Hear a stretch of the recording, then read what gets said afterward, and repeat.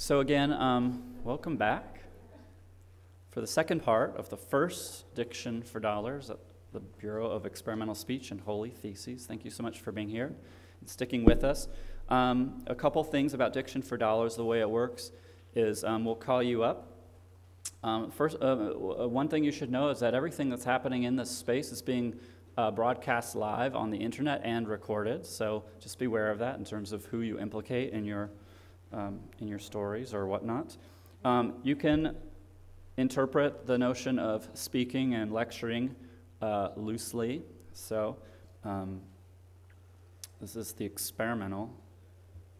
Bureau of Experimental Speech and Holy Theses.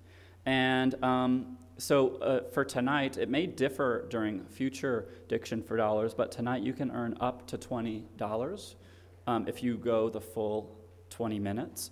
We have a little sign, a little alligator sign in the back that will signal you when you get to around 1 to 2 minutes.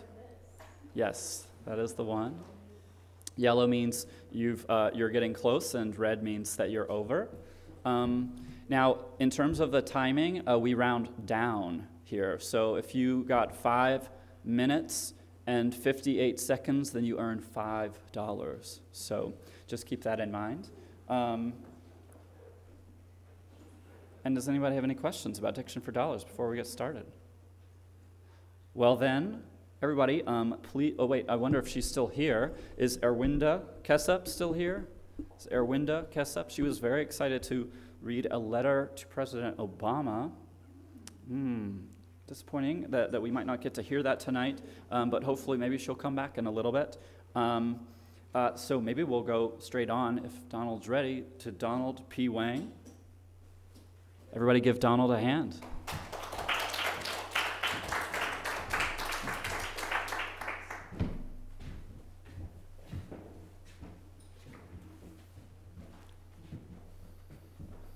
I'll flip up the Apple logo. I don't know why, but it's there. The title of my talk or speech is How to Be an Unstudent in the memory of John Cage, which was the other exhibit in this building. And in the spirit of John Cage, who attended Pomona College for a couple of years, there are those of us, perhaps through circumstances, who have become unstudents.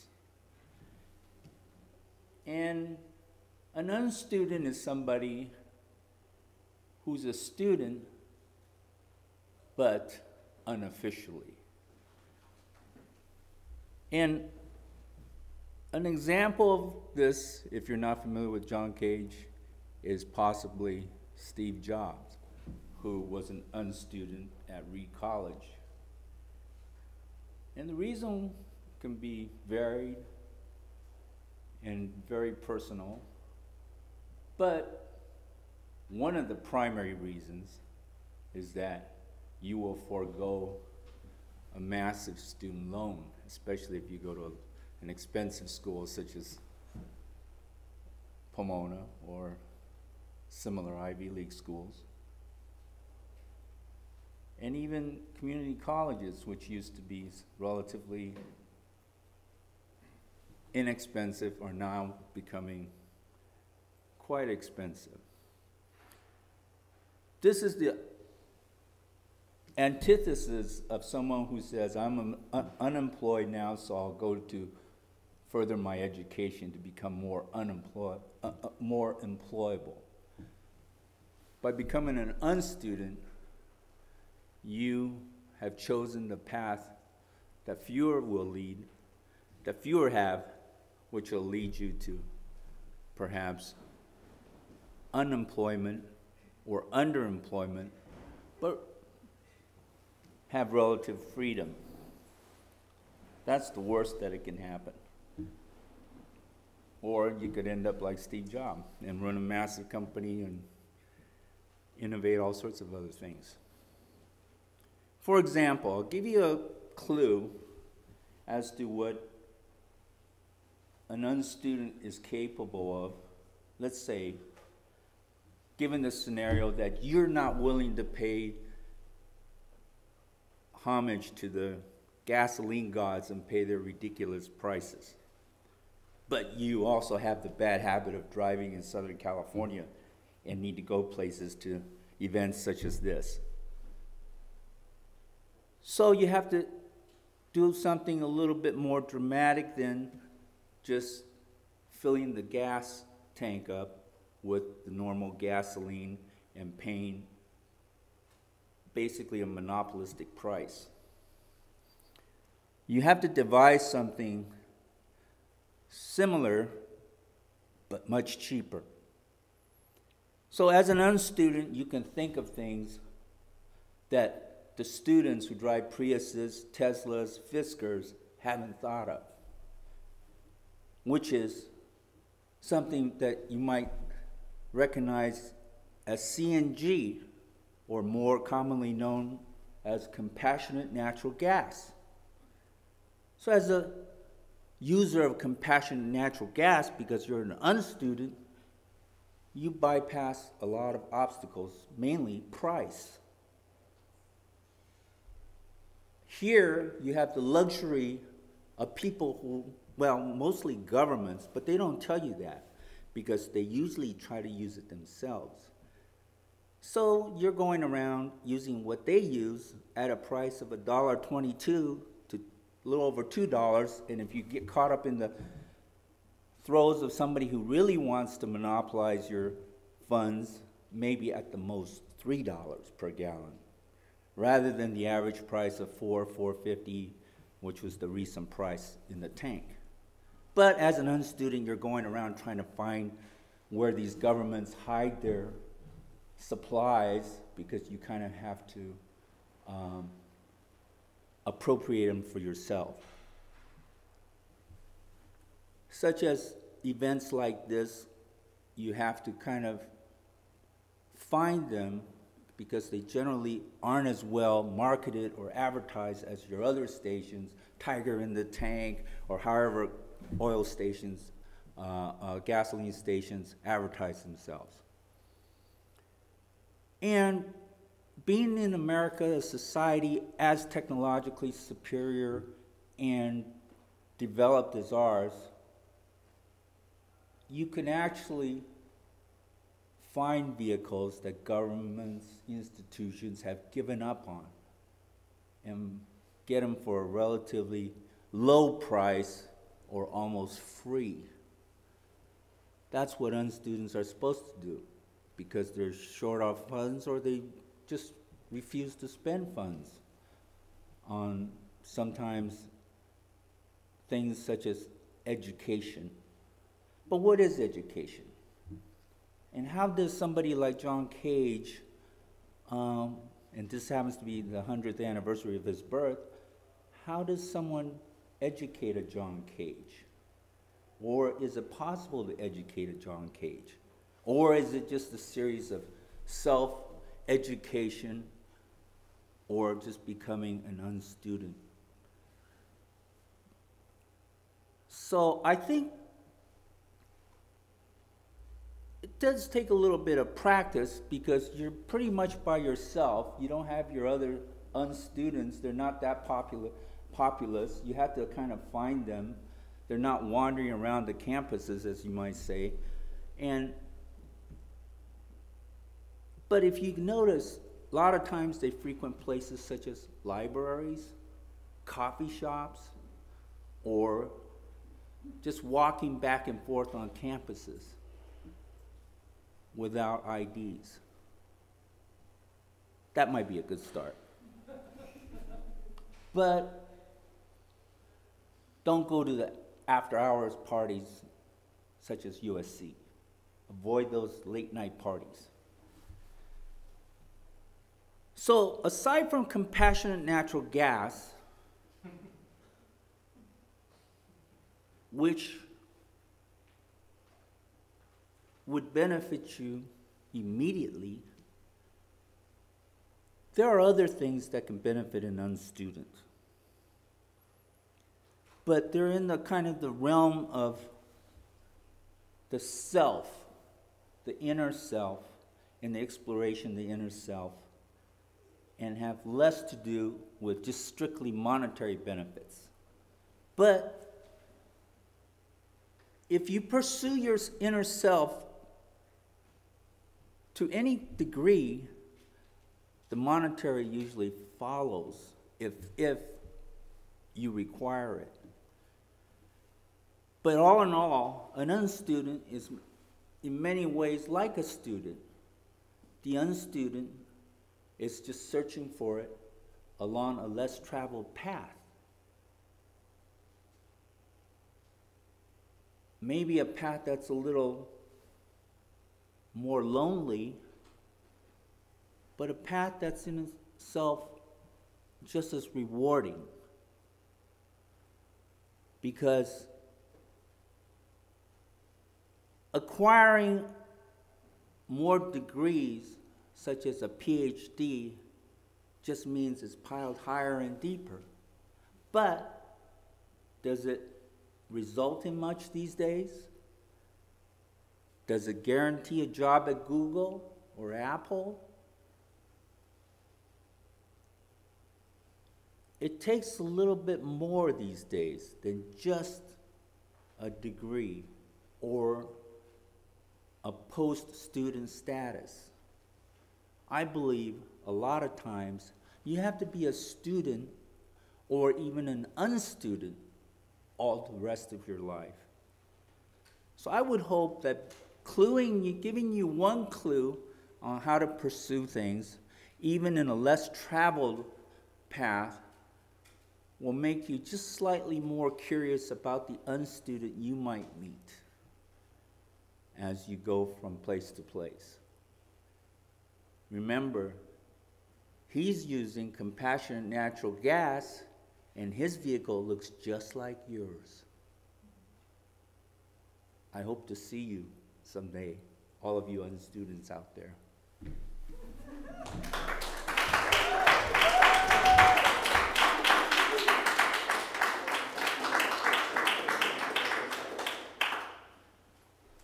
Let's hear it again for Donald.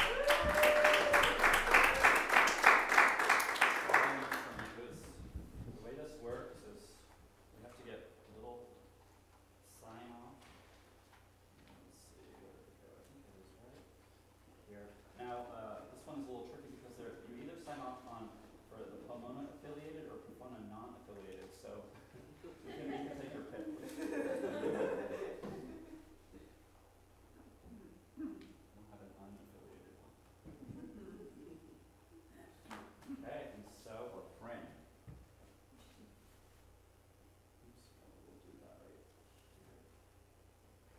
So, with 10 minutes and 2 seconds, Donald has just earned $10. Everybody, I need your help. So put your hand out. We're going to count together. 1, 2, 3, 4, 5, 6, 7, 8, 9, 10. Yeah, thank you so much. Good job. He said being a dropout doesn't pay. All right, welcome again. Thank you again. Diction-for-Dollars. I think we might go back. All right, so just a reminder, everything that is said in here is being broadcast live and will be recorded. Looks like we have someone who we had just skipped. So next up is going to be Erwynnda Kessup, who's going to be, her talk is A Letter to President Obama.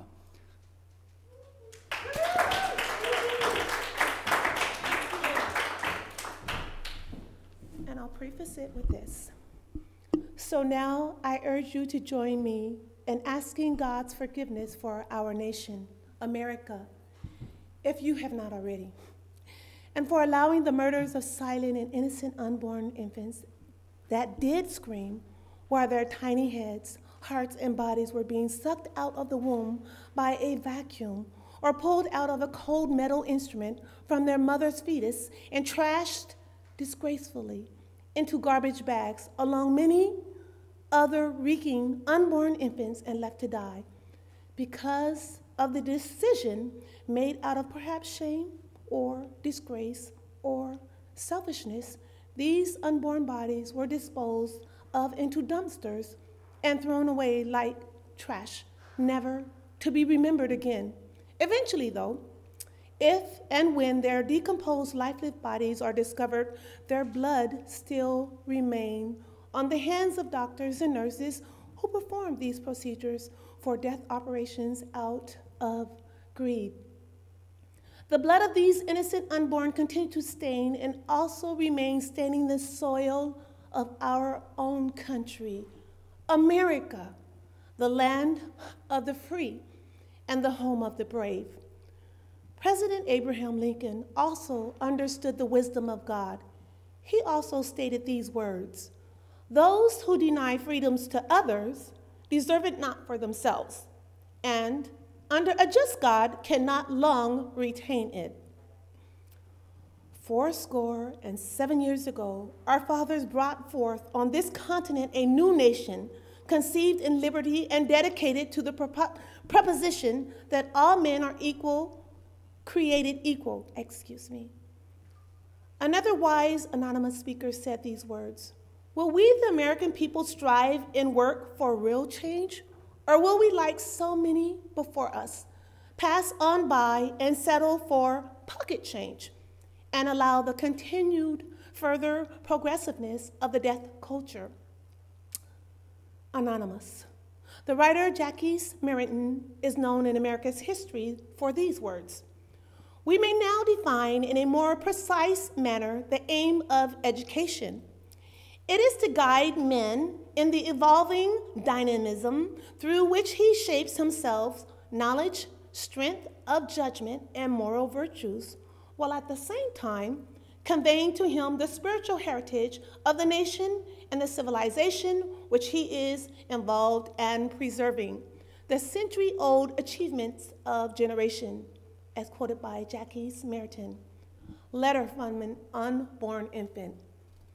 I can hear their voices now talking from their mother wombs and asking us to answer their questions.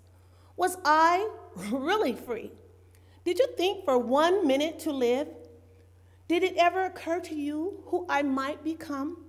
Did you stop and think to ask me? No, you never gave me a chance to live. Neither did you give me an opportunity to think, to breathe, to cry, to develop, and to grow to a full 9 months, or to stage one day. I could speak, I could learn, and maybe just one day teach. To speak, you may wonder, now what would I or could I possibly say?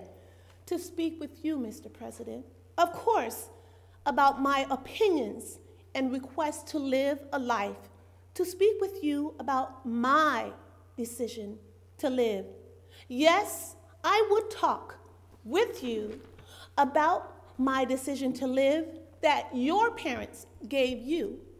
I would speak with you and share with you to choose life and not death, for we all have a right to life. I could accomplish more above the soil, where they have buried the remains of my frail and now lifeless body under the earth. Yes, I want to ask you to help me to live and not die. I ask you, Mother, where was my choice, my opportunity for the freedom of speech? I would have begged you for my life if you had only let me speak. Now, I'm begging your conscience to answer my simple question, honestly. Where was my choice to live? Where? Where is my choice to see, to cry, to laugh, to talk, to eat with you? I'm feeling crushed by the fact that although you were given the same freedom of choice to live, you took my choices away from me.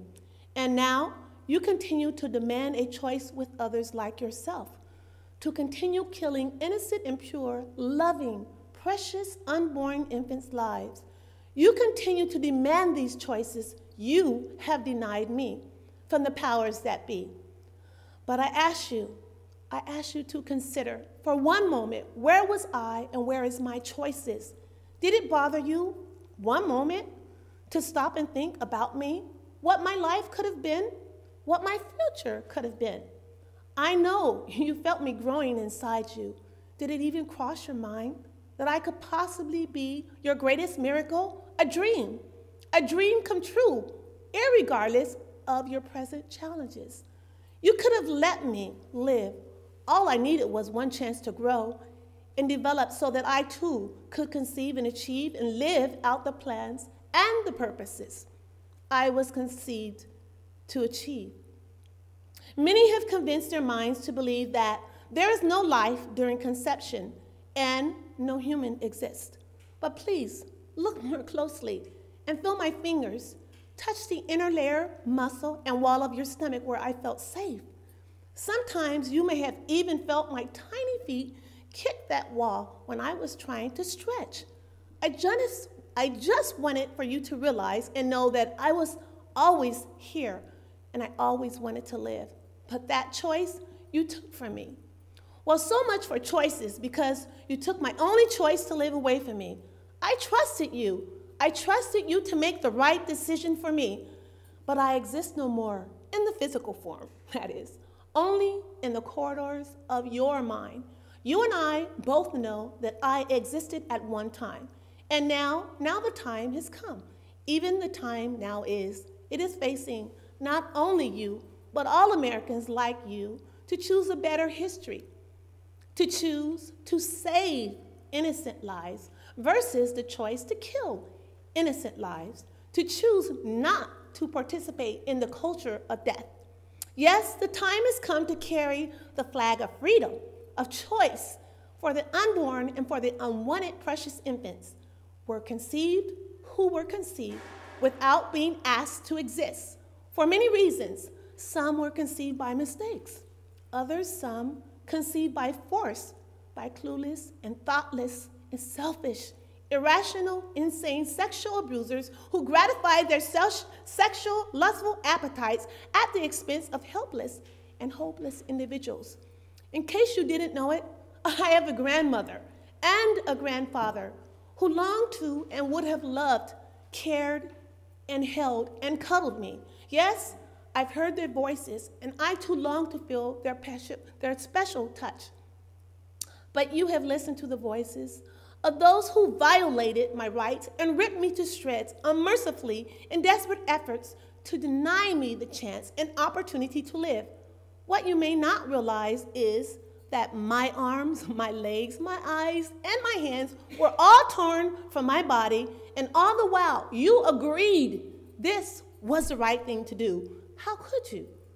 I hope that you hear the millions of little voices and screams of little children who were denied the choice to live at one stroke of a pen, a nod of the head, a whisper, not bothering to consider one of the New Testament verses, "Thou shalt not kill." I hope and trust that now you understand the importance of promoting human lives of the innocent, unborn, and unwanted infants. We never had a choice in the decision. I'd like to hope that one day soon we shall overcome and carry forward our lives once we have been given the precious power of choice, wherein lies the gift of life for the silent, innocent, voiceless, conceived infants. We too have the God-given right that is promised to all creatures, male and female, a life of freedom of choice and equality. I speak to you now from the stained soil of America's earth, where many, many unborn lives have been buried.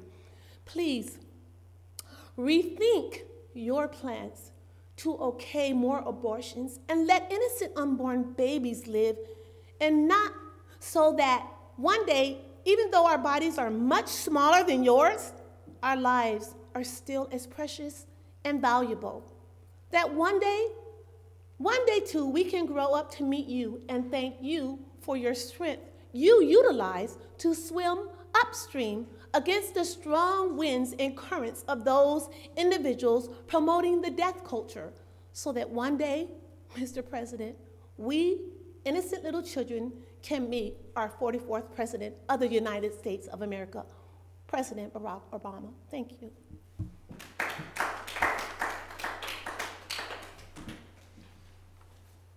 have another round of applause for Erwynnda. 10 minutes and 47 seconds. So, before I can give you cash, I just need a quick signature. Are you Pomona affiliate? Yes. Then you will. Oh, excellent. Thank you. And so here we go.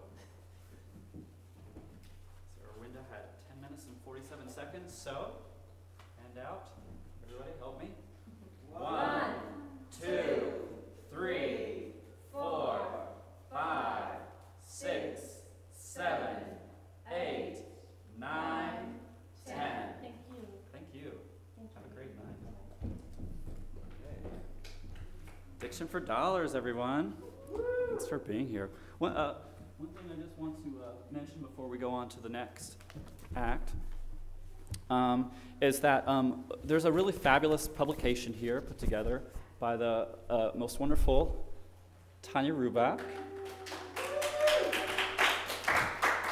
And with the help and the text and occasional graphics of many other wonderful artists and writers, etc. And but one thing that it should be noted is that there's a wonderful column that will appear in all 5 issues of this, and it's actually based on it's a collection of scores that originally were published together by Ilana Mann. There are a bunch of scores by multiple people, but Ilana. They were called, what were they called? They were called Scores for Listening to Lectures. And what Alana used to do was, or maybe she still does, was whenever she would give an artist's lecture somewhere, she would pass out a pamphlet of scores to the students or to the listeners so that they could perform. She gave them permission to perform them during her lecture. And so with Alana, we worked, myself, and Jonathan Bertle worked with Ilana Mann to expand and sort of organize these. And so we have a whole collection. And so, for instance, one of the scores for this week is called Boring by John Bertle. And the instructions for it are to get bored. Another one is called You Fail, I Fail for Michael Mai, and it's by Ilana Mann. And the instructions are, after a visiting artist's lecture, stand up and explain why and how the speaker has failed in her artwork. And the variation on this is to follow up by offering related failures or successes in your own artwork. Another one is the Coca-Cola song for an anonymous Pitzer College student, also by Ilana. And the instructions are, when attending a visiting artist's lecture, silently sing a Coca-Cola advertisement jingle the entire duration of the lecture. Another one of mine is called The Topless Spectator, and it's to G. Douglas Barrett. And the instruction for this one is for audience members, subtly, peripherally, to, okay, sorry, let me just say this clearly. So, for audience member or members, subtly, peripherally, shirtless / topless. And then finally, the last one in this week's issue is Be That Guy performance, which is also penned by myself. And the instructions are some, all, or none of the following. While viewing another performance, be that guy who drops and breaks something, coughs too much, talks loudly in the hallway, murmurs expletives, leaves to get some fresh air, whispers to someone, it's kind of like Radiohead, just doesn't get it, and or leaves with his suspicions confirmed. So anyways, you're welcome as audience here to perform along with these lectures, to be an activist listener. And there will be more of those coming up each week in each issue. So with all of that said, now I'd like to invite up the wonderful friend of mine, Jemima Wyman, who's going to do... And the working title for her talk is Work Rage.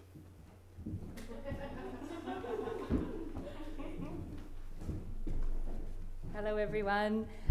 My speech today actually goes out to a dear, dear friend who is having trouble at work at the moment.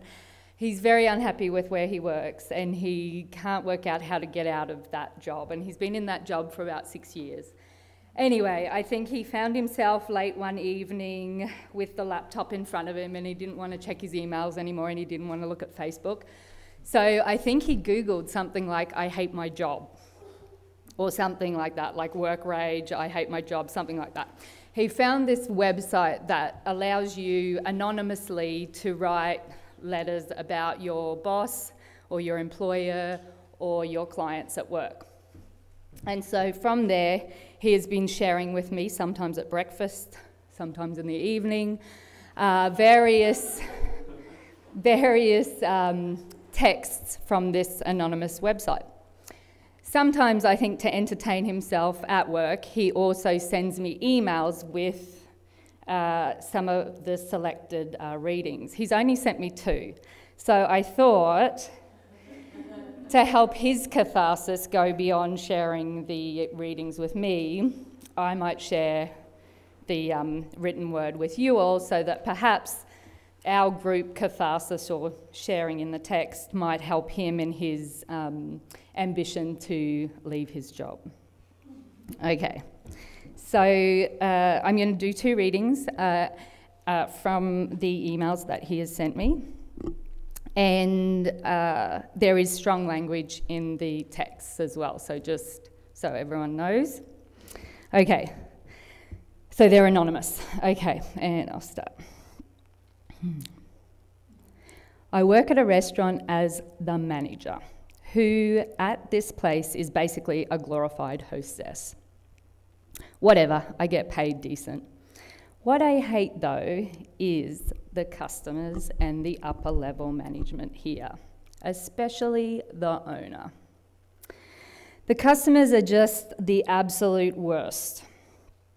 I have worked in many different restaurants and I can honestly say all the customers or guests gag me. My job is to cater to your illusion of self-entitlement. Oh, you're excited about your dessert? You want to try just everything, right? Well, listen up, type 2 diabetes having ass lard tub. I plate up to 25 pieces of fucking cake a night. Half the shit in here has been here for over a week and tastes like it is fermented. So no, I'm not excited for you to stuff your nasty mouth that you probably don't floss with nasty, stale, fermented, calorie-filled cake. Fuck you. And another thing, I'm in charge of seating you and your awful family, and when you ask to sit all the way across the restaurant from wherever I wanted to seat you, you are fucking everything up. You want to sit somewhere else? Go mainline beach. Oh, sorry, mainline bleach. You want to sit somewhere else? Here, take a menu and go have a seat in the middle of the fucking highway. Your server will be right over in the form of a Mack truck. The other thing about this job is the upper level management and owner.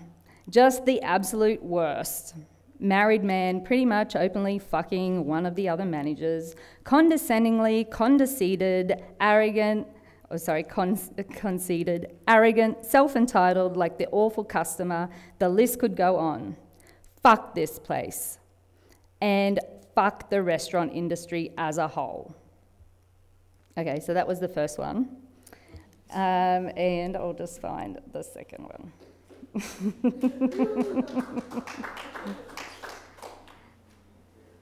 Okay, so this is the second one.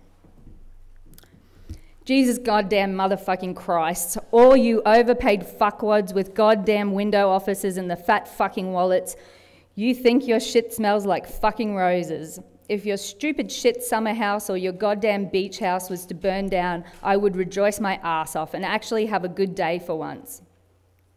You must look at your paycheck and just be amazed, getting so much money while still being a fucking mental midget. Do you even look at the data that I produce? How do you manage the day-to-day operations without looking at the goddamn data?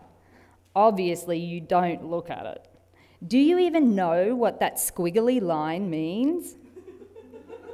Fucking assholes. Of course, if you fucking shitbags gave me a 10,000 raise, I'd change my tune. I'd probably even wash your cock on a regular basis. Okay, so that's the 2 readings. Thank you for listening, and hopefully we can do some sort of group catharsis.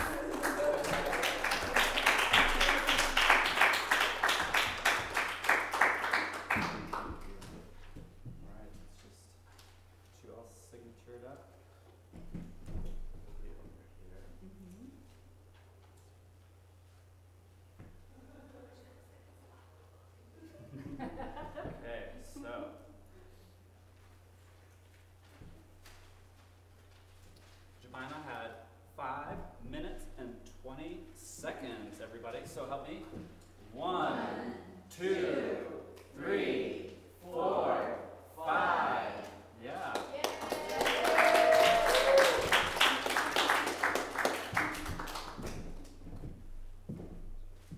Thank you, Jemima.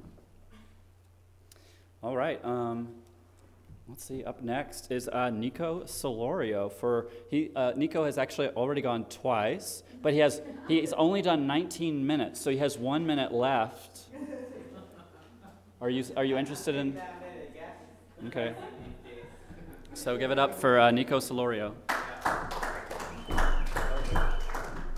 Oh, sorry. Hi. The title of this, I think, at least at the moment, is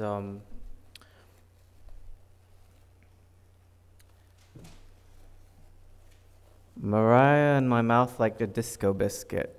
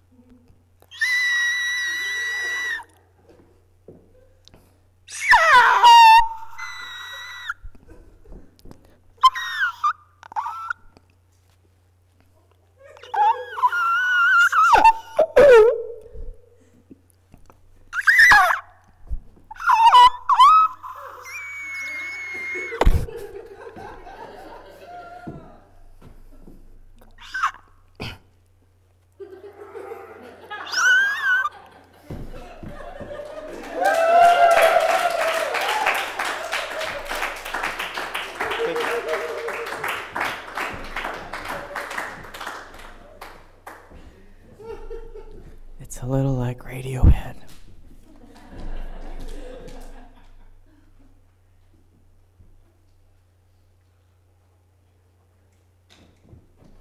All right, everybody help me. 1. Thank you, Niko.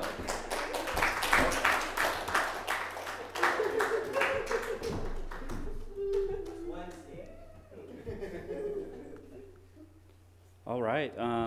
Let's see. So just a reminder, all of this is being recorded and broadcast online. So next up, for Diction-for-Dollars, where we're all earning $1 a minute for up to 20 minutes and up to $20, is Miss Sarah Williams, who is going to present the talk, When I Tell You I Was Born into a Cult. Give it up for Sarah.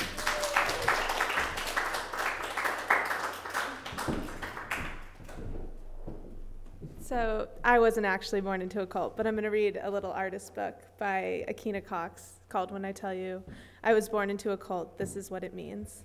And it's 52 little statements. 1, my parents didn't know each other when they were engaged. 2, I ate brownies every Sunday at 5:30 a.m., having risen roughly an hour earlier for pledge. 3, I drank ginseng up at camp.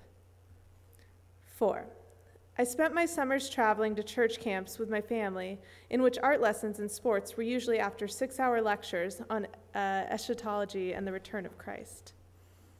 5, my family is conservative and Republican. 6, my friends were Moonies. We called everyone else outsiders. 7, my parents got married in Madison Square Garden in 1982 by the Reverend Sun Myung Moon, whom they regarded as the Messiah. 8, I am strangely ambivalent towards him, and I am still unclear as to what Messiah is. 9, there were over 1,000 couples getting married at the same time as my parents. 10, my grandmother was there, even though she spent tens of thousands of dollars previously trying to kidnap and deprogram my mother. 11, I was born less than 2 years later, after a required separation period, because a church elder told my mom that no one gets pregnant the first time. 12, my mom stayed on one floor of a building in Midtown for over a year because of the previously mentioned kidnap threat. 13, in the 70s, the KKK shot out a porch light above my mother's head while she was living on church property. 14, while my parents warned me repeatedly to keep our religious beliefs hidden from my classmates, I tried to tell one of my best friends in middle school. I'm not sure if she remembers. 15, my in-laws never told Andrew to keep quiet about the church, but at camp a lecturer told the kids that his neighbor deliberately ran over their family dog just out of hatred. 16, my parents moved to the countryside of South Korea when I was 16 because they thought God was telling them to. 17, there is deliberation as to whether it is acceptable to call me a Moonie. Some church lawyers regard it as an epithet. It can be a term of endearment among friends, though. 18, my name is weird, like kids in almost every cult. I offer you Sufjan Stevens, River Phoenix. I was quietly relieved after my best friend in middle school confessed that her grandfather was a Nazi. My other best friend's mom was suicidal. I kept their various secrets almost too well, grateful that they had something to hold back. 20, among the roughly 35 girls in my grade, 4 Laurens, 2 Kristens, 2 Melissas, and 3 Megans. 21, even though no one knew of my religious status, the other kids knew I was different.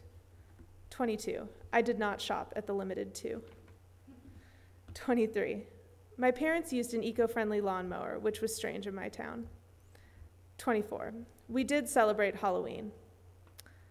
25, we were not allowed to dress up as witches or ghosts. 26, my mom sees ghosts often. 27, I might have seen one in high school. It might also have been a flashlight. 28, I fell in love with my husband 7 years ago. Luckily, our mothers both liked the idea of us being a couple, and they think that it was their idea. Before we had our first date, I heard them on the phone deliberating when Andrew and I should have kids. They decided we should wait a while. 29, my sister has a non-Moonie boyfriend. This has caused much conflict with my parents.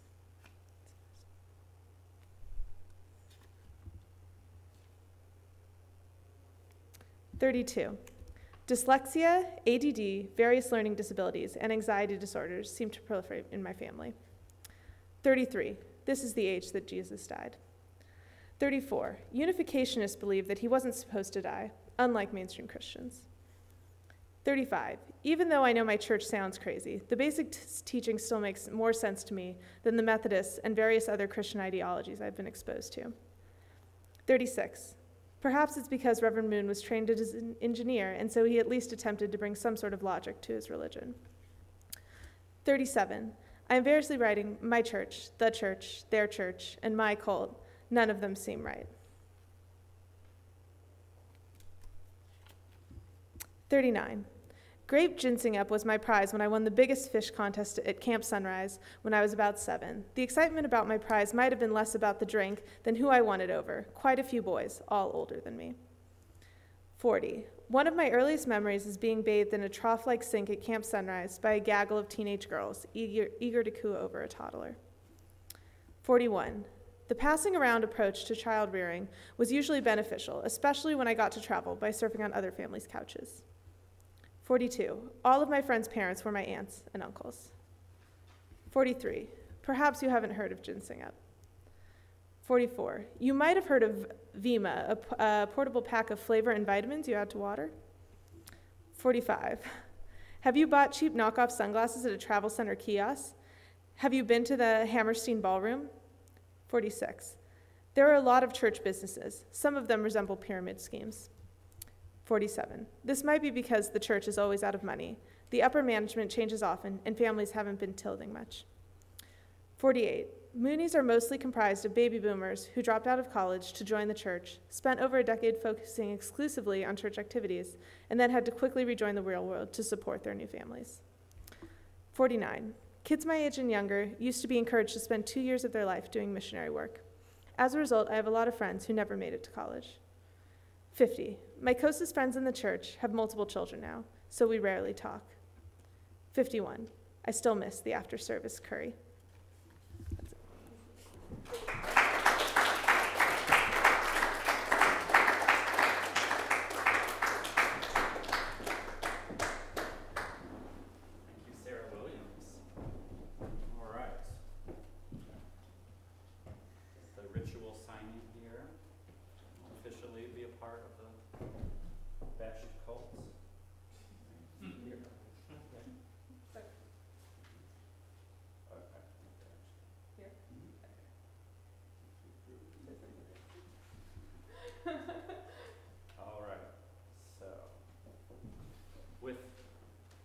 Just over 6 minutes. 1, 2, 3, 4, 5, 6. Thank you so much.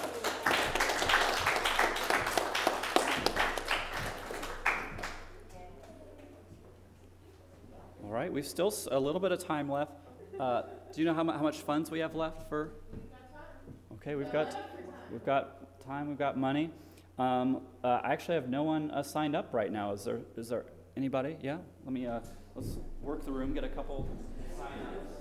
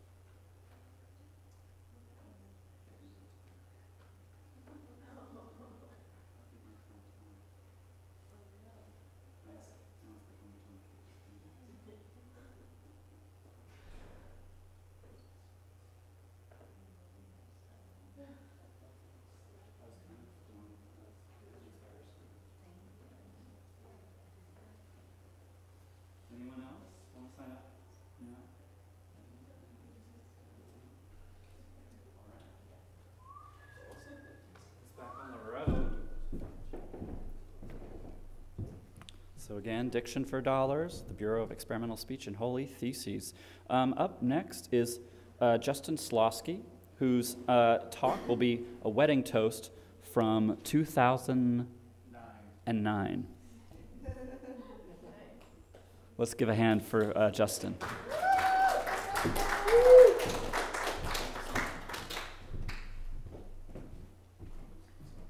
Hi, everybody. My talk is entitled Wedding Toast from 2009, and this is an actual wedding toast I gave in 2009. I just found it on my phone.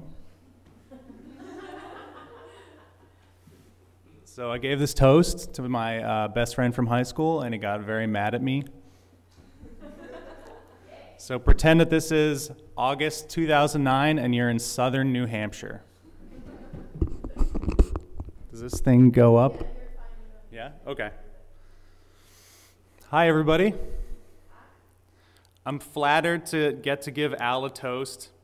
He didn't let us actually usher anybody, so it's cool that he trusts me to do something. And it's a special honor to give a toast to Al Greenman because I consider him to be a truly wonderful person. What do you think, everybody? Yeah, he's pretty great, huh? Yeah, he's a great guy. He made me do that. Anyway, I've known Al since high school, and I met him when we were freshmen.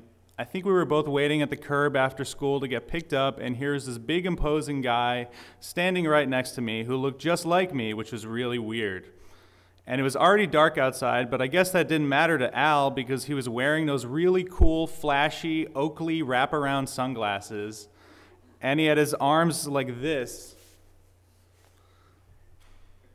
And I was like, cool shades. And he was like, yeah, they're Oakleys. And that's the best kind of sunglasses you can get. They're really expensive. And I was like, holy crap, who is this person? And that's basically the gist of every conversation I've had with him ever since. Al is the only guy I know who buys designer pants on eBay. We'll be walking around and he'll be like, you see these pants? And I'll be like, ugh. And he'll be like, these are Ermenegildo Zegna pants. They're from Italy. They cost like $400, but I got them on eBay for $25. How much did your pants cost? I don't know, like $25. Yeah, well, mine cost me $25 too, and they're Ermenegildo Zegna. But fortunately for me and for all of us, I learned that under all this unbelievable huff and puff and bluster is an incredibly kind and generous person. I actually became really good friends with Al my freshman year of college. I didn't have a car, and Al would drive around the city to pick me up to go places and have fun. Now, the car he had back then was a Volvo 240, and while chugging Coke bottle after Coke bottle, Al would say, now, this is one of the finest cars ever made. They simply don't make cars like this anymore. This Volvo is just a triumph of automotive engineering. And he was right. It actually was an awesome car. He would prove this by randomly revving up to like 110 miles an hour on the freeway and changing lanes all the time to blow by people who were in cars he didn't like. One time he was changing lanes and we literally slid the front of the car underneath a tractor-trailer truck until jammed on the brakes and we didn't crash. I think I actually screamed at him for that for a long time. Anyway, the point of the story is that the car kicked ass, and Al took the time to prove it to me, because at the end of the day, as much as Al loves flash, and if you need proof, go look at the watch on his wrist, what he really values, and this is 100% honest, is substance. Al has high standards, and I consider myself truly blessed to have passed the test somehow to be his friend. Which is also why it doesn't surprise me that Al would end up with such a catch as Lisa for his wife. Lisa. Congratulations, Lisa. Oh, Justin, Lisa is like totally the best. She's like the most amazing girl ever, and I'm like the only one that gets to be with her, and that's like so unbelievably amazing. He's right. Lisa, you're as I've gotten to know you, she really is beyond wonderful, and Al knows he's a lucky guy. Right, Al? Right? Right, Al? Isn't Lisa the best? Congratulations, both of you, and I wish you a world of happiness in your marriage together. I know that it'll be amazing.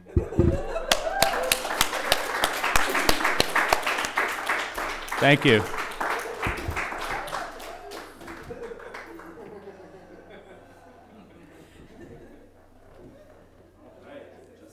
Slosky.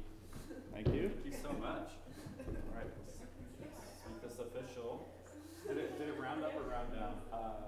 Round it down to that. All right. A noble amount. Yeah. Are you a Pomona affiliated or non-affiliated? I am not affiliated. My fiance teaches at Scripps. Yeah, let's hear it for So Scripps. I'm a Claremont resident. All right. Where do I sign? Just right there. Great. Awesome. And so help me out, y'all. With a total of 4 minutes and 16 seconds. 1, 2, 3, 4.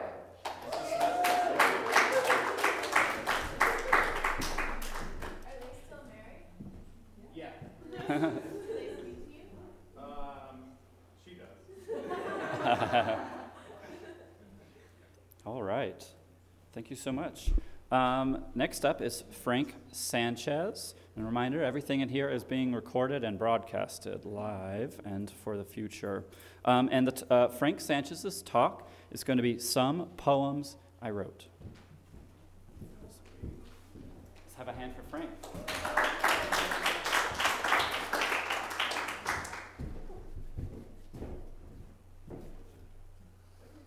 Howdy, my name is Frank. I'm going to read some poems that I wrote, and I hope you enjoy them.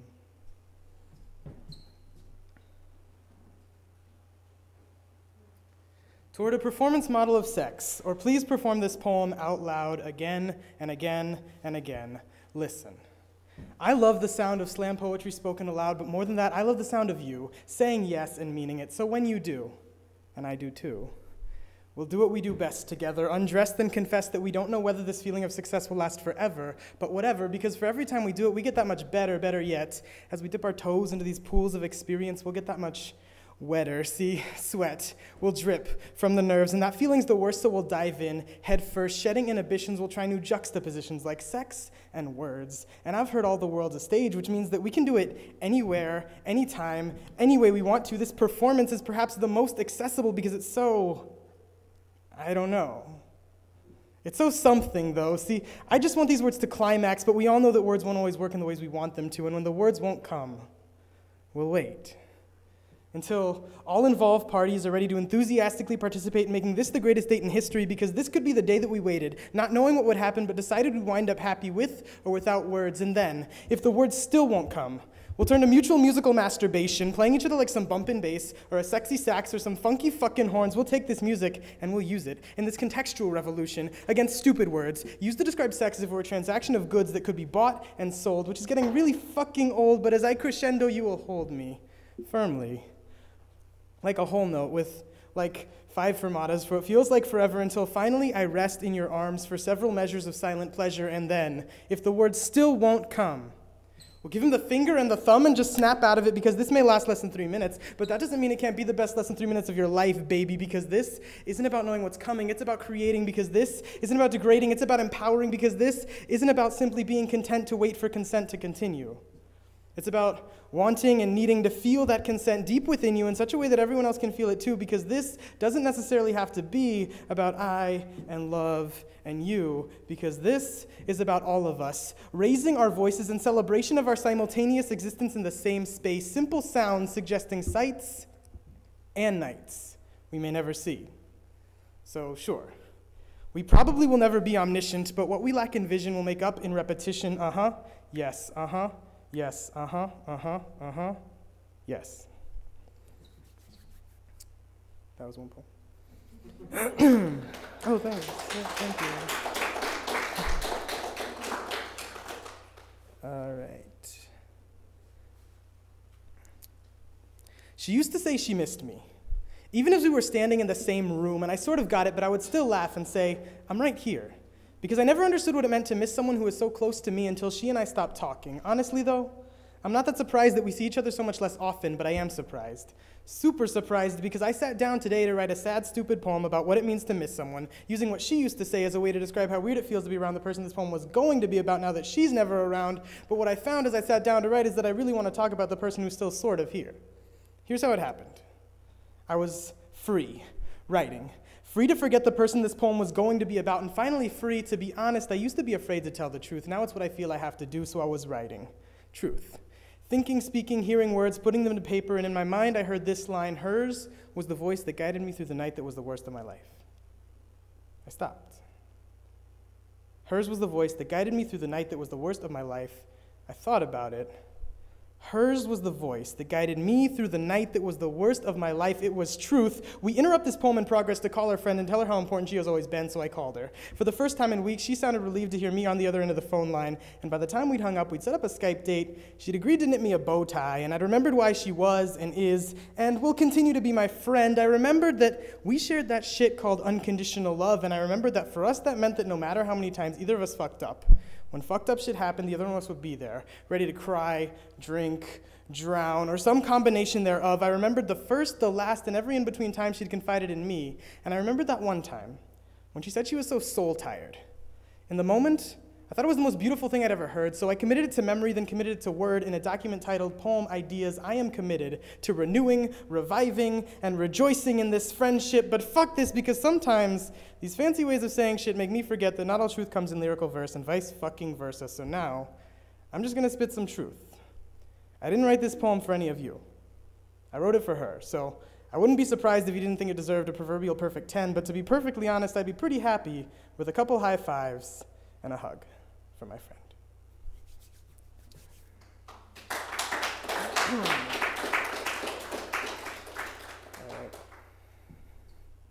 The finest ism, which is an anagram of the feminists, as in they share all the same letters. If you don't believe me, you can check later, but for now, let's do this.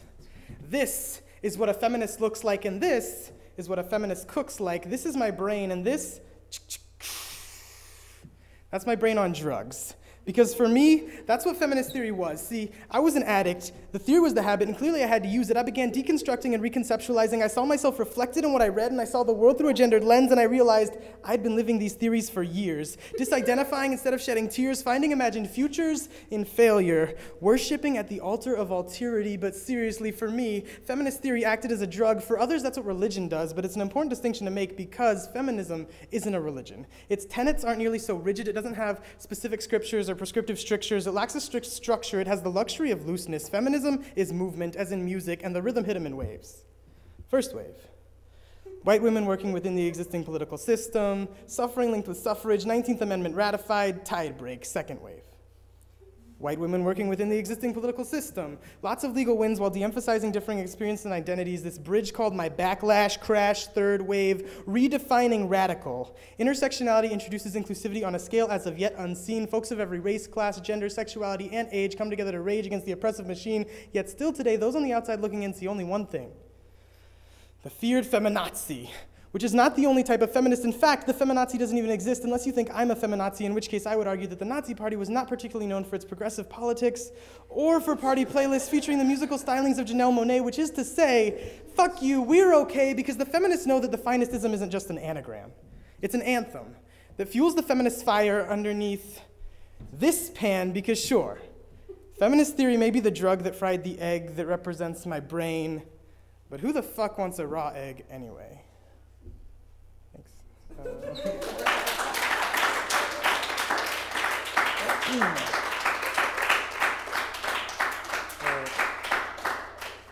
One more. These people like to murmurar were the first words I heard before entering the house. They were intended as a warning. Father to son, like the one about not wearing pink in public, but these words were really the first volley of friendly fire from the front lines, forcing me to raise my defenses since the folks inside won't let me forget that murmurar means to talk. Shit about my painted fingernails. See, my mom, she used to repeat the mantra before I would head to my dad's house, not home. Sticks and stones may break your bones, but words will never hurt you.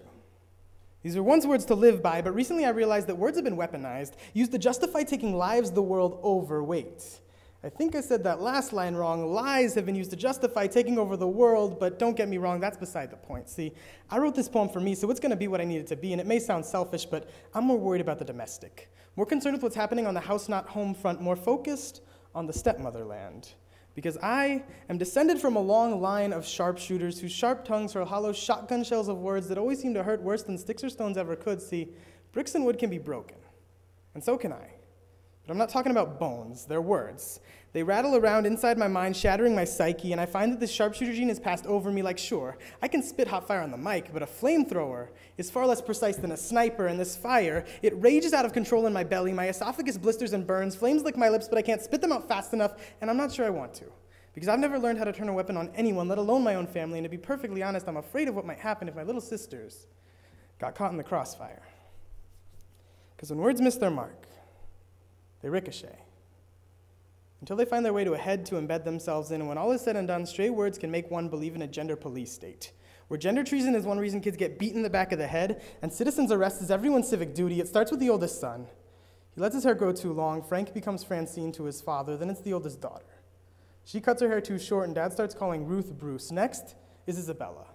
She can rock basketball shorts and baseball caps with the best of them, but I've never seen her more embarrassed than when U.S. Customs mistook her for a boy, and her parents just said, "That's what happens when you wear this shit."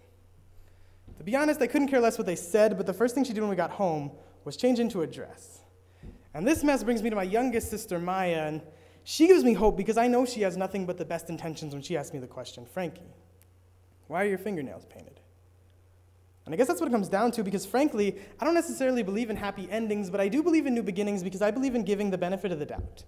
So I think I'm going to stop and take it from the top. These people like to murmurar were the first words I heard before entering the house. I interpreted them as a warning. Father to son, like the one about not wearing pink in public, but maybe these words are the only way he knows how to say, "We've missed you.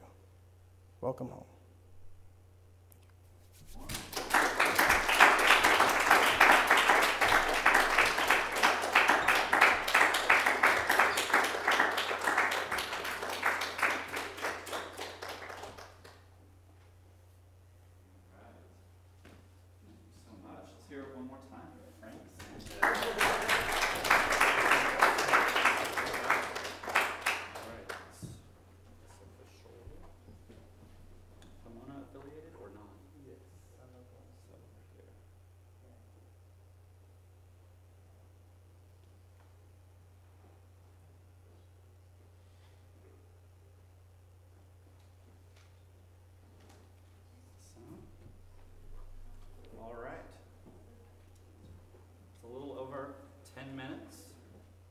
Frank has earned $10. Hand out. Help me, please. 1, 2, 3, 4, 5, 6, 7, 8, 9, 10.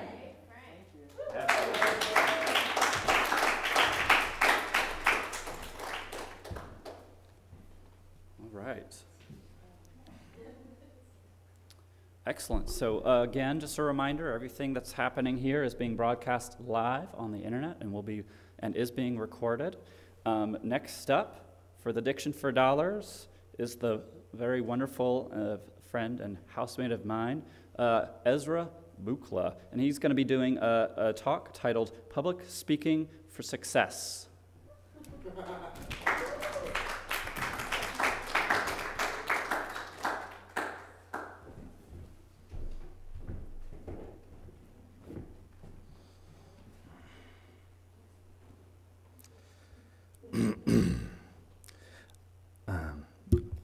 I'll be reading from 2 texts tonight, and then we'll do some breathing exercises, followed by a question and answer session. Chapter 5, Keeping the Audience Awake. Sherman Rogers and I once addressed the same meeting of the St. Louis Chamber of Commerce. I spoke first, and had I had a good excuse, I would have left immediately afterward, for he was billed as the lumberjack orator. I frankly expected to be bored, for I classify the usual so-called oratory with wax flowers. This day, however, I was delightfully surprised. Mr. Rogers made easily one of the best talks I have ever heard. And who is Sherman Rogers? He is a genuine lumberjack who has spent most of his life in the big woods of the West. He knows nothing and cares less than nothing about the rules for public speaking that have been set down so elaborately in learned books on eloquence.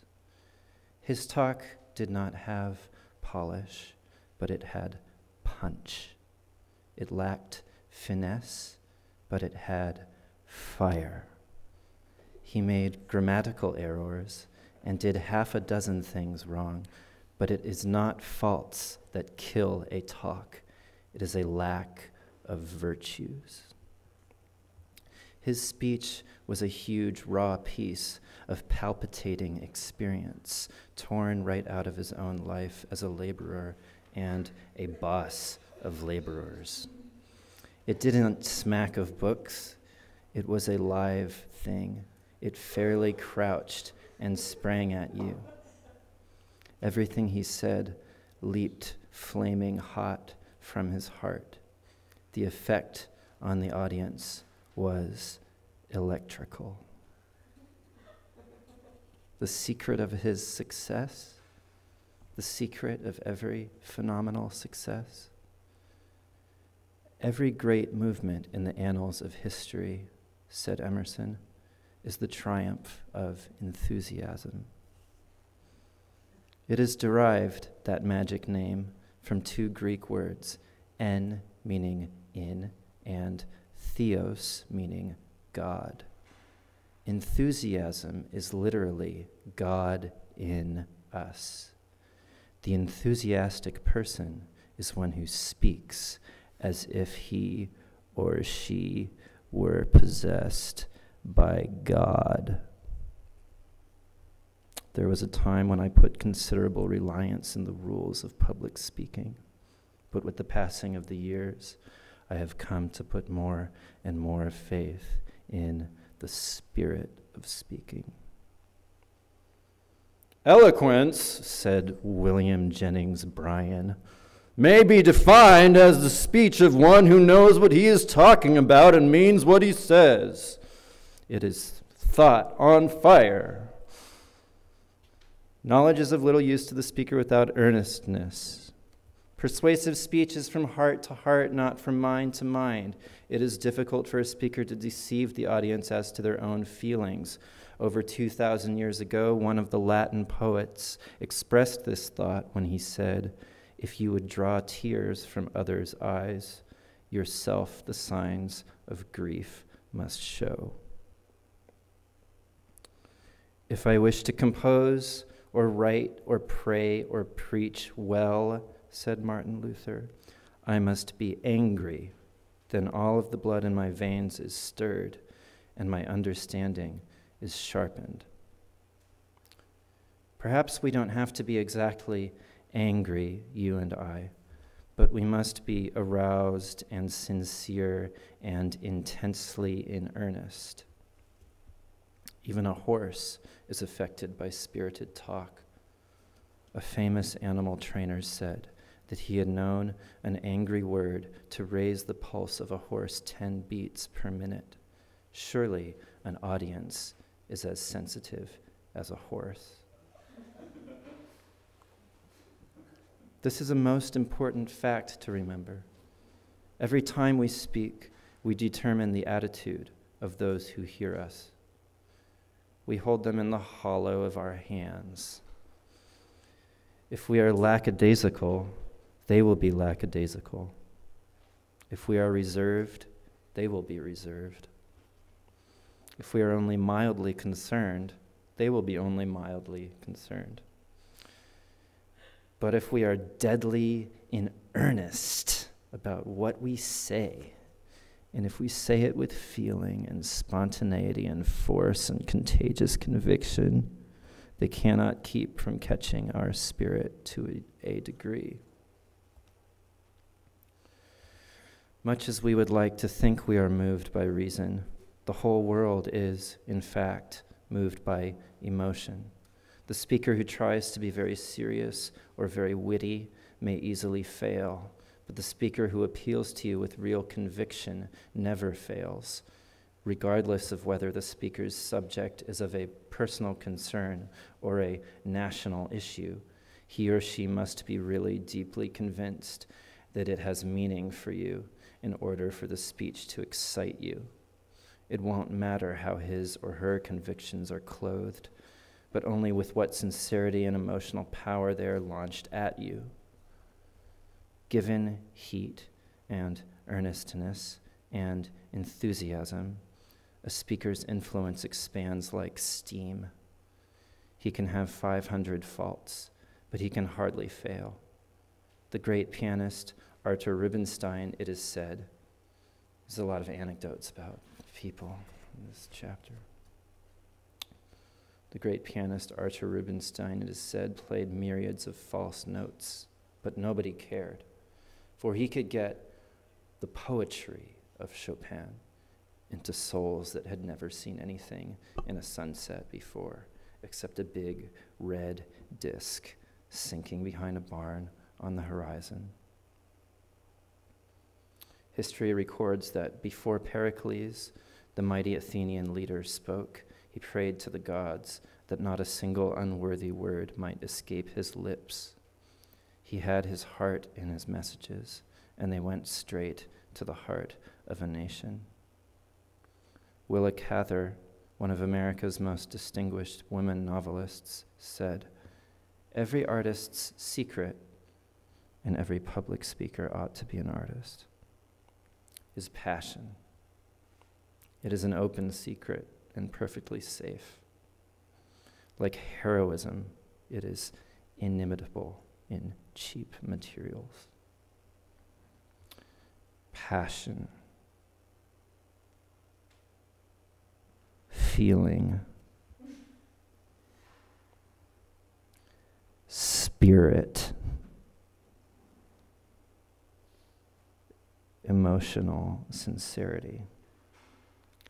Have these qualities in your talk, and your auditors will condone, yes, will hardly be conscious of, minor shortcomings. History bears this out. Lincoln spoke in an unpleasantly high tone. Demosthenes stammered.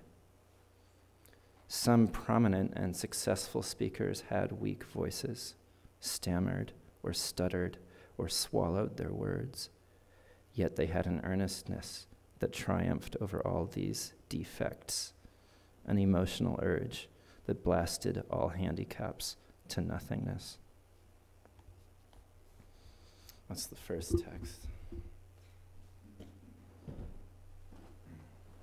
That's Public Speaking for Success by Dale Carnegie, the author of How to Win Friends and Influence People.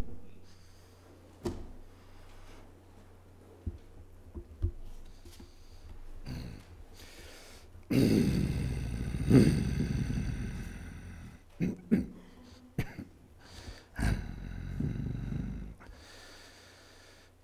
pleasure of being booed.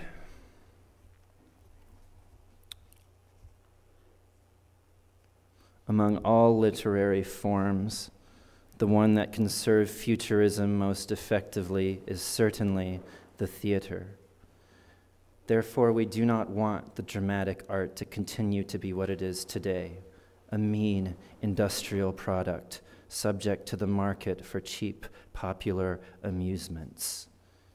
We must sweep away all the dirty prejudices that crush authors, actors, and the public.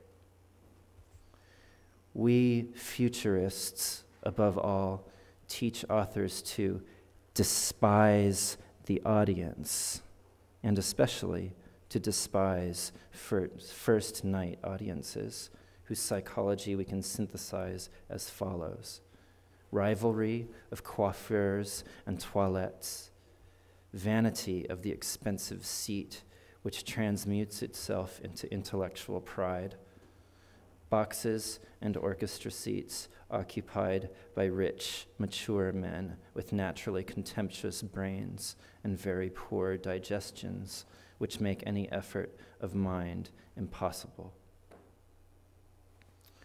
The audience, varying from month to month, from city to city, and from quarter to quarter, subject to political and social events, to the whims of fashion, to deluges of rain, excesses of heat or cold, to the last article read in the afternoon, having to its disgrace no other desire but a peaceful digestion at the theater, can judge, approve, or disapprove nothing in a work of art. The author can force himself to bluff it out, despite his mediocrity, as a shipwrecked man drags himself to the shore. But woe to anyone who lets himself be grasped by these frightened hands, because he will go to the bottom along with the drowning man to the sound of applause. 2. We especially teach a horror of the immediate success that normally crowns dull and mediocre works. The theater pieces that immediately take hold of each member of the audience with no intermediaries or explanations are more or less well-made works that lack any novelty or creative intelligence. 3. Authors should have no preoccupation except an absolute, innovative originality. All the dramatic works built on a cliché or that borrow their conception, plot, or a part of their development from other works of art are wholly contemptible. 4. The leitmotifs of Amore and the adulterous triangle, by now overworked, should be entirely banned from the theater. Amore and the adulterous triangle on the stage should be reduced to a minor role, accessory and episodic, to the same importance they now have in life itself, thanks to the great achievement of the futurists. 5. Since the dramatic art, like every art, can have no other purpose than to force the soul of the audience away from base, everyday reality and to lift it into a blinding atmosphere of intellectual intoxication, we despise all those works that merely want to make people weep or to move them by means of the always pitiful spectacle of a mother whose child has died, or of a girl who cannot marry her lover, or other such insipidities. 6. We despise in art, and especially in the theater, every kind of historical reconstruction, no matter whether it takes its interest from a famous hero or famous heroine, Nero, Julius Caesar, Napoleon, or Francesca da Rimini, or whether it is founded on the appeal of pointlessly sumptuous costumes and scenery. The modern drama should reflect some part of the great futurist dream that rises from our daily lives, stimulated by terrestrial, marine, and aerial velocities, dominated by steam and electricity. One must introduce into the theater the sensation of the machine's dominion, the great shudders that move the crowd, new currents of ideas, and the great discoveries of science that have completely transformed our sensibility and our mentality as men of the 20th century. 7. The dramatic art ought not to concern itself with psychological photography, but rather to move toward a synthesis of life in its most typical and most significant lines. 8. Dramatic art without poetry cannot exist, that is, without intoxication and without synthesis. Regular prosodic forms should be excluded.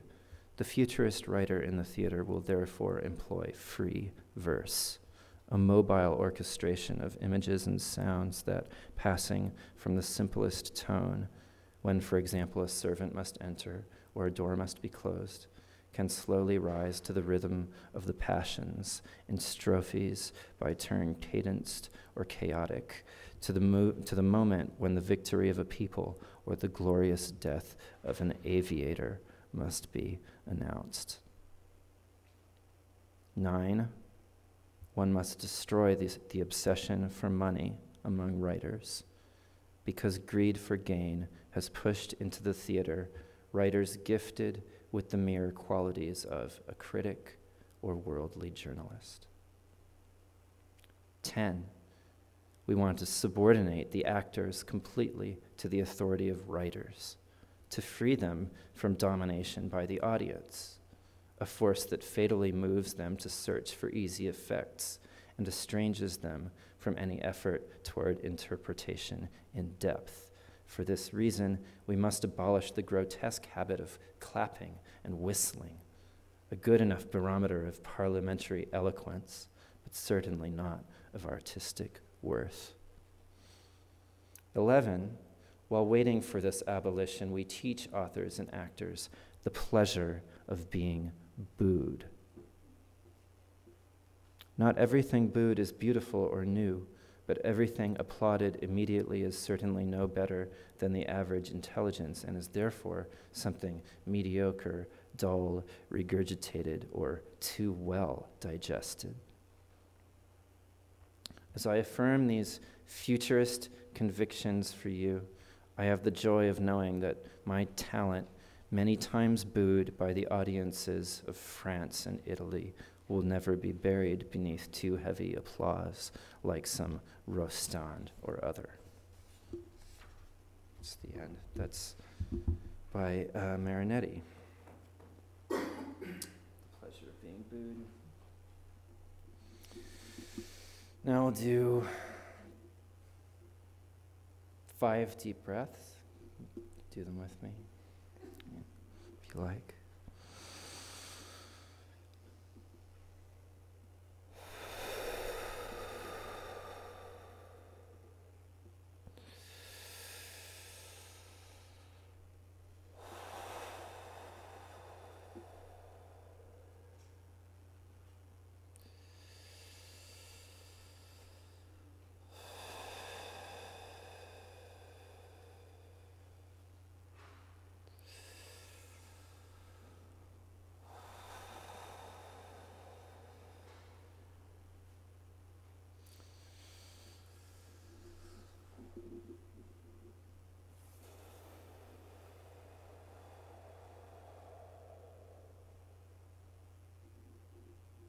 We have 1 minute for questions.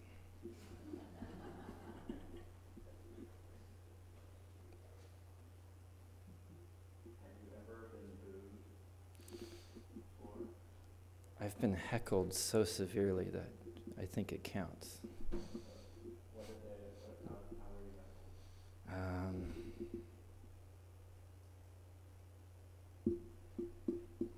I think what people say that means boo is bro.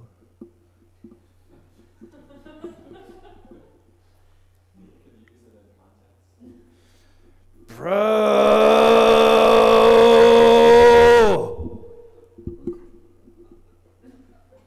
Bro, come on, bro!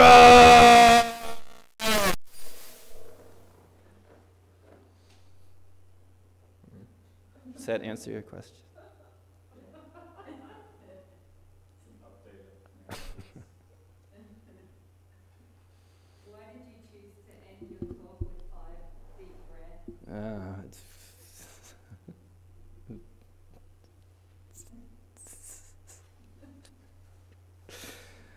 Time's up. Thank you.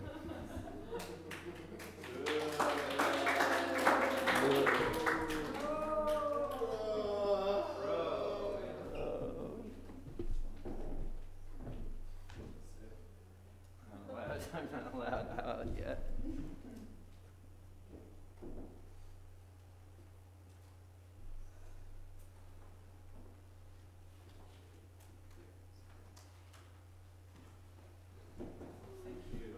Ezra, that was beautiful.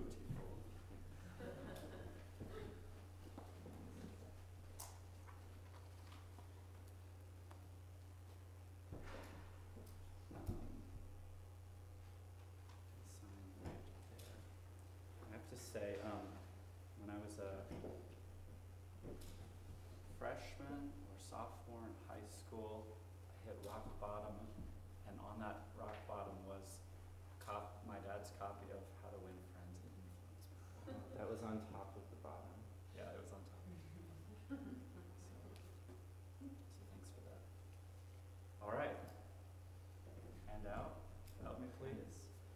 1, 2, 3, 4, 5, 6, 7, 8, 9, 10, 11, 12, 13, 14, 15, 16, 17, 18, 19, 20.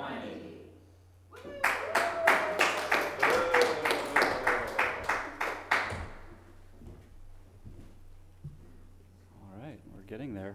Right now we only have one more on the list. We may or may not have money for more, but let's just see what happens. Yeah, so we do. So during this next one, if you're interested in trying to jump aboard tonight, just come and find me and we'll sign you up. Now one quick thing before the next speaker is just to know that the next Diction for Dollars will be in 2 weeks. There will be no specific BESHT event next Thursday. That's because we will instead be doing an eternal telethon on Election Day during gallery hours from 12 to 5. So next Tuesday, 12 to 5, come and witness the eternal telethon, or watch us streaming online on the Pomona College Museum of Art website. But the next actual Diction for Dollars will be in 2 weeks from today. So the next speaker is going to come up and be broadcast live online and recorded for the Bureau of Experimental Speech and Holy Theses, is Vivian Ponte-Fritz, whose title of her talk is Journal Time.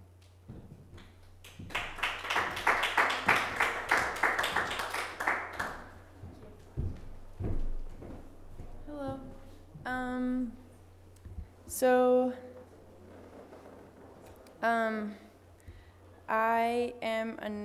I'm a sophomore at Pitzer College, and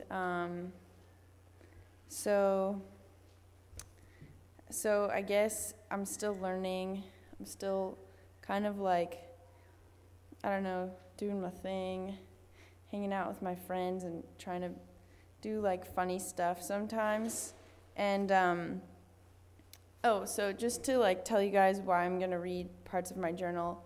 When I was a kid and I was going to camp, I was going to day camp all the time. We would have journal time every day, and like most of the kids hated it because it was mostly just coloring in the lines and stuff. But I loved it, and we were like in nature and playing fun games, but for some reason coloring was like my favorite part. And I've kept a journal for a while now, and so I thought, hey, I'll go and do this thing and just like read some stuff from my journal. So when I was like with my friends, we were trying to come up with ways of advertising ourselves and like talking about like why like you should consider me. I don't really know for what, but like just kind of like selling yourself, which is not something that we usually do. So it was kind of funny. And this is what I said in my journal. Hi and welcome to all. I'm Vivian. Today I will tell you why you should consider me. I'm currently a student, so I have a brain that is still in the growing stages. I have met Will Smith, a well-known celebrity. I've seen a lot of movies. This helps me engage in conversation with others. I try to be good at baking things, and sometimes I succeed. I have the ability to run, skip, jump, swim, and dance. I can consume liquids and solids. My home can provide you with a healthy helping of Spanglish yelling, cartoon-induced giggles, trash to treasures, granola, advice on how to lead a meditated life, and how not to lead a secret double life. I like colors, but not too much. I can frame your art and draw your bangs. I will almost always fart after beans, which proves I'm only exceedingly and delightfully human. I will be a good babysitter because I'm trained to fulfill my dreams. I'm being trained to fulfill my dreams of helping kids grow and learn through art and media. Yeah, so choose me or run a mile with Wiz Khalifa's lungs. Choose me or watch The Last Song, the movie with Miley Cyrus in it. Choose me or take a rip from a herpes bong. So then the next thing that I thought I would read is a poem that I wrote the other day because I really wanted to travel, and I was talking to my friend who had traveled a lot this summer, and I was really jealous. I'd rather watch my every gulp than inhale Claremont cloud, which is what we call the gross water here. I want the bloody airport glares. I want the grimy crowd. Give me customs. Give me wings. I'll use them every day. I'll do your rain and sun dances if they help me to get away. Clear head, hard bed, big books, harsh looks, all things we get abroad. To Europe, Indonesia, Chad. I'll island hop like frogs. To see a street so old it speaks, to cry out with the mob, to feel a fight inside of me, to wake with my nation's grog. Belonging in a brand new spot, to homify my lodge. Each new thing a diamond ring, unlike my daily blur. Take me away, I'll gladly pay for mojitos and Russian furs. Okay. So, yeah. So then I was looking through my old journal that I have that was formerly my poem journal for my English class with this teacher. This was in high school, and I totally hated her, and she was so mean, and she knew it. She called herself a dragon lady and was just such a bitch. And at the end of the year, I realized I learned a lot from her, and I went up to her and I told her, I really hate you, but I love to hate you. And she was like, this is good. She was like, that's a good thing.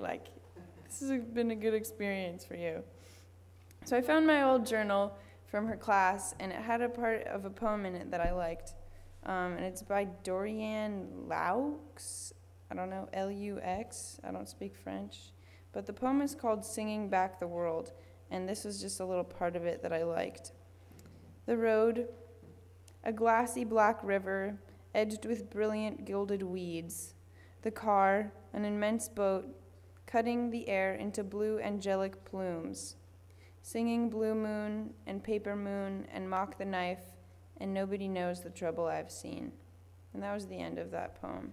And so that was cool. I liked that. And then, well, there's some other weird stuff in here that I could read. Okay. I'll read this, and then I'll read the last thing that I've written lately. So for my video class, I had to make a performance piece, and it was about the image of the performer, and they wanted it to be really intimate and have it be seen from an eye that nobody sees, or I don't really know, showing the performer but the side that nobody sees, not the performance part or something like that. So I went into this room all by myself really late at night and just kind of set up the camera, and I performed this piece that I wrote. And it's kind of about ghosts and the ocean and stuff, so I thought it would be appropriate because it was just Halloween. The salty smile spreads across my bread. Algae rolls on, so red. I'm a ghost. I'll throw you down the well. I'm a spirit, and I'll give you no hell. Give me a house in your sandy home, this blue place of wave and bone. I'm a ghost. I'll throw you down the well. I'm a spirit. I'll give you no hell. A desperate breath, a smoothing frown, a rocky north, a stone to pound. Build me a house in the roof of yours. Give me a reason. Let me do your chores. I'm a ghost. I'll throw you down the well. I'm a spirit, and I'll give you no hell. I'll contact your friend, the one who died last week. I'll give it to them short, and I'll give it to them sweet. We'll build you up as an unbreakable shore, your waters like diamonds, making my ghost eyes soar. Okay. Oh, and then I wrote this too the next day. Portuguese attraction, let's build a chain reaction. Don't be my one distraction. Loosen your grip on my concoction. I'm not really sure why. And then this one for Halloween. Smokin' token of jack-o'-lantern pie, shady baby growing toes and smiling shy. Duplex treat, feet up to my yellow door. Glass mass window, come to my candy shore. Seeping and creeping, don't sleep on the floor. This is Halloween, and it's filled with pumpkin gore. And that's it.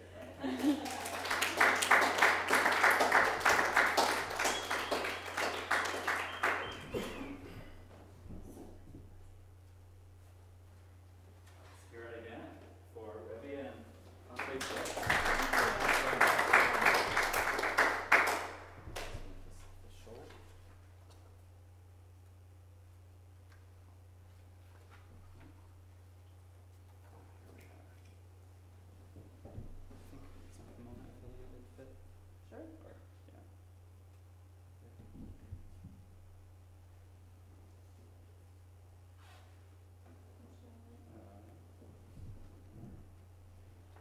So, 8 minutes and 49 seconds. Nice. Vivian has earned 8 buckaroos. Hands out.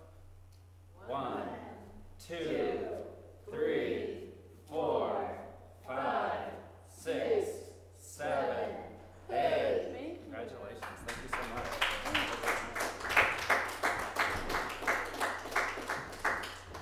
Well, it's 10:51, so I think that should be it for Diction-for-Dollars for tonight. Thank you so much for being here, for participating, and for listening. Make sure you've grabbed a copy of our BESHT Weekly Issue 1 out there. Again, the next Diction-for-Dollars will be in 2 weeks, because next week, on Tuesday, Election Day, we'll be having an eternal telethon from 12 to 5. We'll also be joined by the People's Microphony Camerata, which is a group assembled by Ilana Mann and Juliana Snapper. Ilana Mann is actually a professor at Scripps, and they're a group that utilizes the People's Microphone, which was popularized last year with the Occupy movement, and they solicited a bunch of experimental performance scores and vocal scores from artists and composers, and that could be utilized via a People's Microphony Camerata. So we'll be doing some of that, and people can participate. In fact, there's one piece in particular that they need participants for called Debt Bondage by Doug Barrett, and that'll probably happen around 3, and it will involve a loud reading of any kind of statements of debt that you might have, especially related to student debt or credit card debt. So feel free to bring that stuff along if you'd like to chant along with us. Anyways, thanks so much for being here, and feel free to come back. Also, if you have any, if you have any public speaking needs during the week, or either individually or with a student group or affinity group or activist group or whatever group, feel free to come and use the space. It's a free open mic during gallery hours, Tuesday through Sunday, 12 to 5 p.m. Thank you.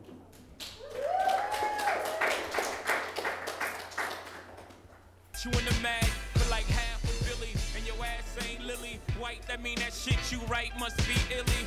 Either that or your flow is